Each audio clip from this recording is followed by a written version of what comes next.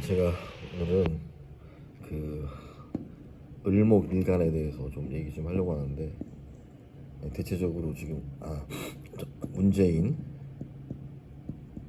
그 다음에 지금 이재명, 이 사람 두 명이 다 겨울에 을목일간이에요. 그래서 문재인 때 아마 거의 국가 채무 빚을 거의 2배로 늘렸죠. 그리고 이재명이도 지금 대통령 되자마자 돈을 엄청나게 풀고 있죠. 어차피 자기가 갚을 거 아니니까.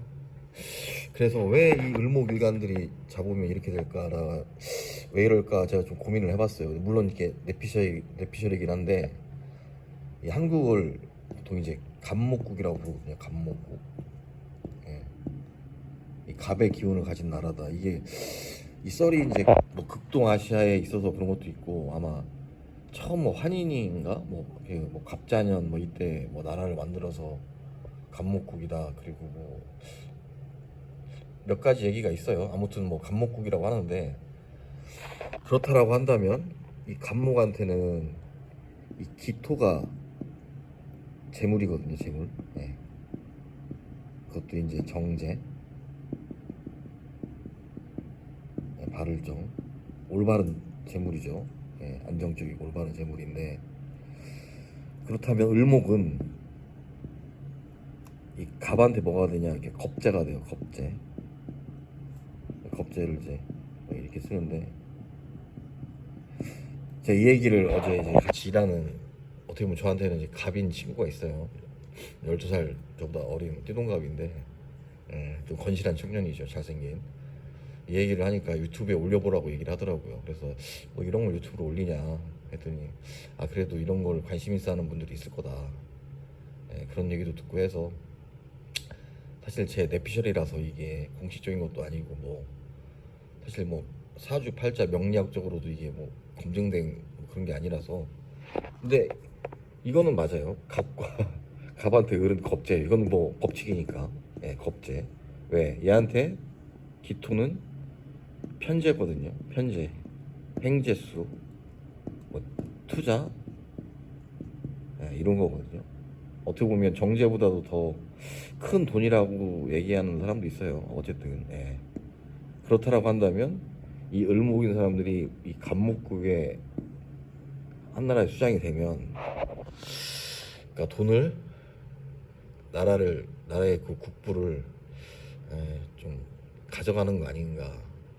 가져간다기보다는 낭비를 한다거나, 아니면 국가의 재물을 줄인다거나, 이런 역할을 하지 않을까, 이런 생각을 좀 하게 됐어요. 뭐 그러면 어떤 기운을 가진 사람이 대통령이 되는 게 좋냐?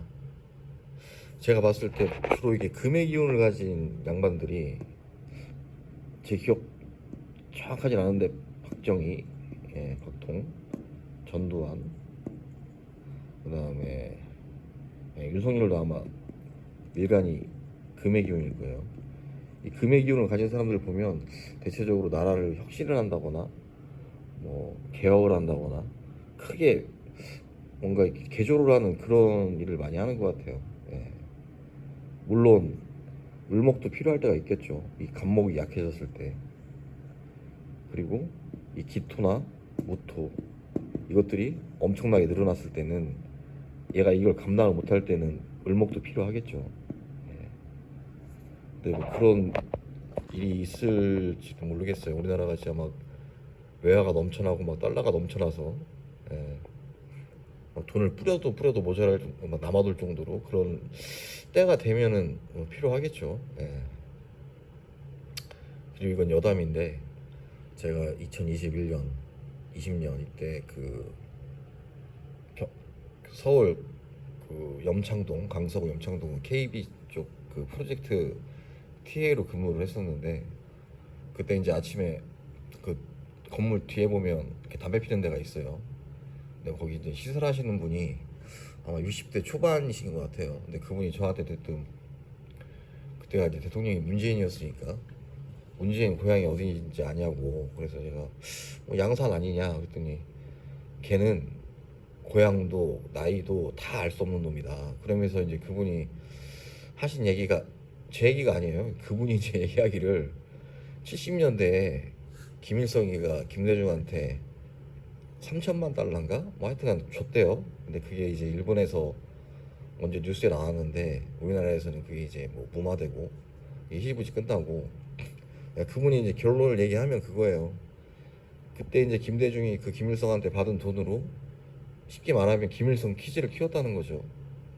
예, 그 대표적인 게 뭐 문재인, 송영길이 뭐 윤호중 뭐 이렇다 그런 애들 있대요. 뭐 유시민도 들어가는지 안 들어가는지 모르겠어요. 그러니까 지금의 현 좌파의 뿌리라고 할 수 있는 그런 사람들을 키웠다라고 이렇게 그분이 얘기를 하시더라고요. 예. 근데 지금 와서 보면 결코 뭐 허황된 얘기나 아예 거짓이거나 이런 건 아닌 것 같아요. 의심해 볼 만한 그런 얘기인 것 같다는 생각이 요즘 들어서 부쩍 들더라고요. 그리고 또 사실 이게 말이 좌파지 우리나라 좌파가 뭐 좌파라고 볼 수가 없죠. 진보? 과연 이게 진보인가? 지금 하는 행태를 보면 뭐 이재명 하나 살리기 위해서 결국에는 대통령까지 만들었죠. 이 민주당 이 세력들이 사실 민주라는 이름을 달고 있는 집단 중에 민주적인 데는 없다고. 예, 저 웬만하면 정치 쪽 얘기는 안 하려고 했는데 요즘에 뭐 너무 정치로 이렇게 우파 코인, 좌파 코인 이렇게 빨아대는 그 유튜버들이 너무 많아서 그리고 제가 뭐 또 뭐 편집 기술이 있는 것도 아니고 PD가 따로 있고 뭐 촬영, 뭐 편집 이런 사람들이 따로 있어서 이렇게 퀄리티가 뛰어난 영상도 아니기 때문에 웬만하면 그런 쪽은 안 하려고 했는데 이게 보다 보니까 지금도 사실 지금 보면 뭐 내란 재판 아니 내란이라고 아직 판정도 안 냈는데 자기네들이 벌써 1년 전부터 내란이라고 해서 내란 재판 뭘 협의체를 만든다느니 뭐 대법원을 막 뭐 몇십 명으로 늘린다느니 답답하죠. 근데 이거를 또 좋아하는 사람들도 꽤 있는 것 같아요. 예. 아무튼 좀 그리고 그 댓글에 국적을 표시하는 거 이거는 정말 좀 법안이 통과됐으면 좋겠어요. 이게 우리나라가 너무 그 짱개들이 그 댓글 조작을 많이 하기 때문에 이 댓글 국적 표시 제도는 당장 실현해야 되지 않을까 하는 생각이 들어요. 아무튼 뭐 이래저래 이렇게 얘기를 했는데 어쨌든 한국인들이 그래도 저력이 있고 국민들이 바보가 아닌 이상 좋잖아요. 지금 잘 나가잖아요. 반도체, 뭐 K 방산, K 컬처 잘 나가고 있죠. 아마 한국이 거의 미국 다음 가는 국가가 될 수 있는 날이 오지 않을까 싶어요. 이 정치만 좀 잘 되면.